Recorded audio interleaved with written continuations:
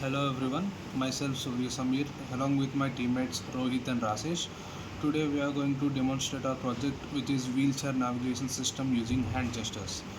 So this actually helps for the people who are physically challenged and helps them navigate easily through wheelchair. But we know that we have already seen many more wheelchair models with joysticks involved in the past. But we can consider this project model as something which is an advanced version of the old models. So let's go through the code and see what have we included here.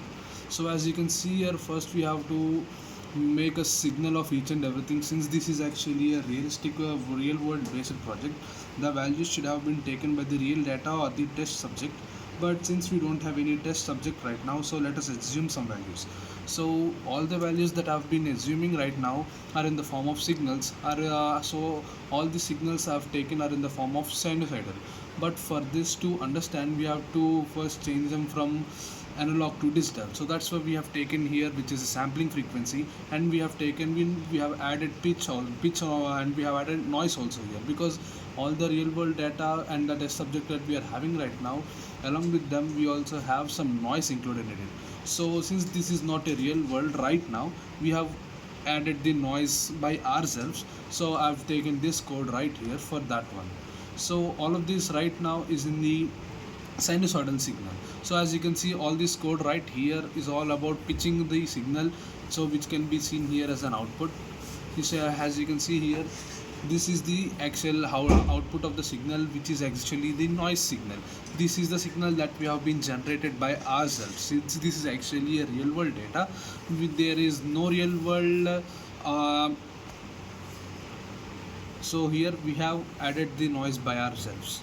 So coming into the next part, we have taken 15 degrees as the threshold of the head turn for the wheelchair to move forward. So that means whenever the person is in the wheelchair, moves his head to the when turns his head to the either left or right more than 15 degrees, the IMU, which is internal measurement unit, detects the turn and then sends the signal to the and then with that help the wheelchair actually will be able to turn. So as you can see, this is the signals. This is for the hand signal, which means that whenever your hand raises more than 30 degrees, it actually gives the command for the wheelchair to stop. So these are the actual commands. As you can see, this one is the one which helps us to move forward, and this code here helps us to stop it. So this is the full code, and all this code right here is actually for plotting the graph from the results that we have obtained. So coming to the next part, not only for about going front and back, but also for going left and right, we have taken 12 degrees as a threshold. So whenever you tilt your head to the left and right, which is 12 degrees, the signal will be sent saying that the wheelchair needs to be rotated to the left or right respectively. So as you can see, complete signal, this is actually the whole signal, in which as you can see, this is the filtered signal. Since there is a noise, we don't want any external noise actually in our data, we have used a filter, which is the second order Butterworth filter.